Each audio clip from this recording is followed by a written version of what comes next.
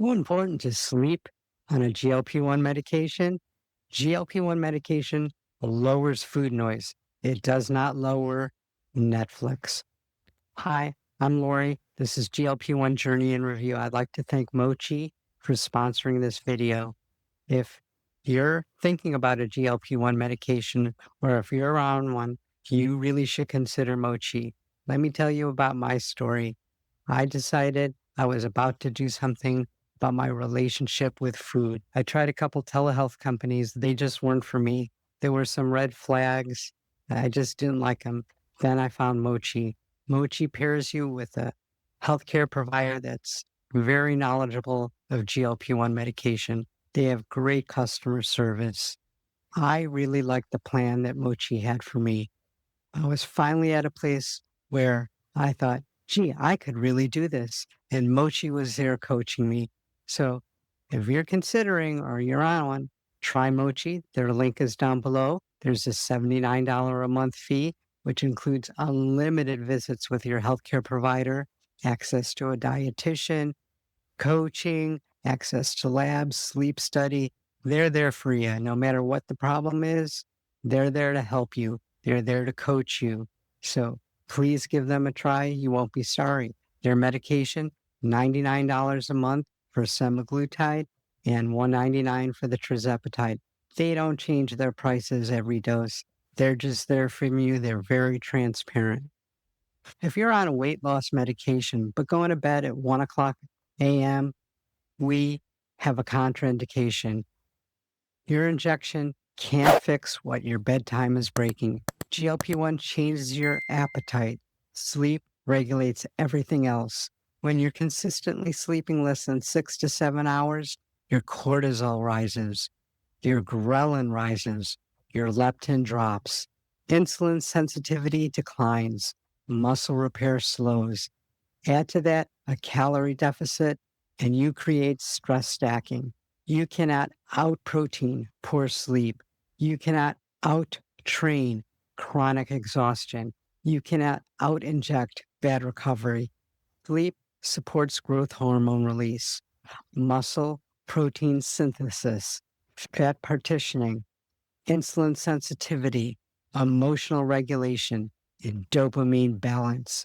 Most adults, they require 7 to 9 hours sleep a night, not 5 or 6. Adaptation is not optimization. Let's talk about some practical steps to help your sleep. You could cut caffeine 6 to 8 hours before bedtime. Eat a small protein-containing dinner. Dim the lights 60 to 90 minutes before sleep. Stop room scrolling. Keep the room cool and dark. Wake up at a consistent time. Sleep is not lazy. Sleep is metabolic strategy. Fat loss happens when your body feels safe enough to release stored energy. Muscle preservation happens when your body has the resources to rebuild. Hormone balance happens when stress is regulated. Sleep is where that regulation happens. If you improve your sleep by even 45 minutes a night over a month, that compounds. Better insulin sensitivity, lower cortisol, fewer cravings, better mood, stronger workouts, better fat to muscle ratio. Now, let's go deeper. Poor sleep is a silent sabotager. You think the medication stopped working? Sometimes you're just tired. Editing Lori here.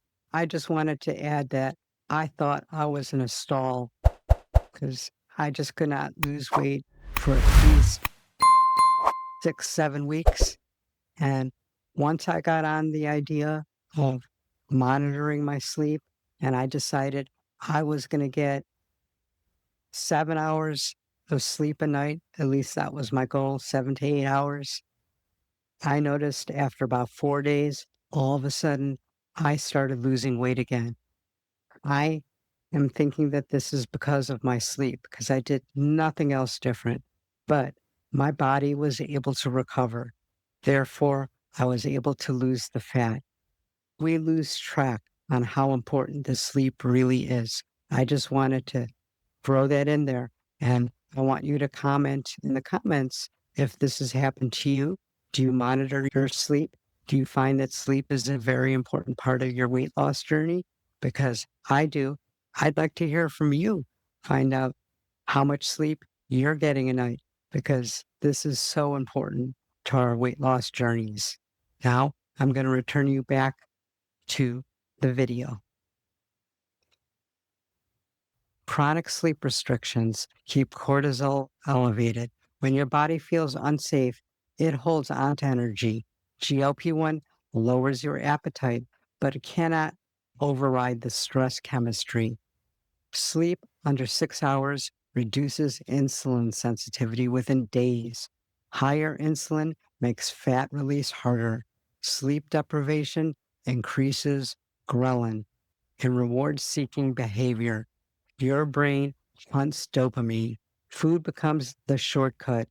Deep sleep is where growth hormone peaks.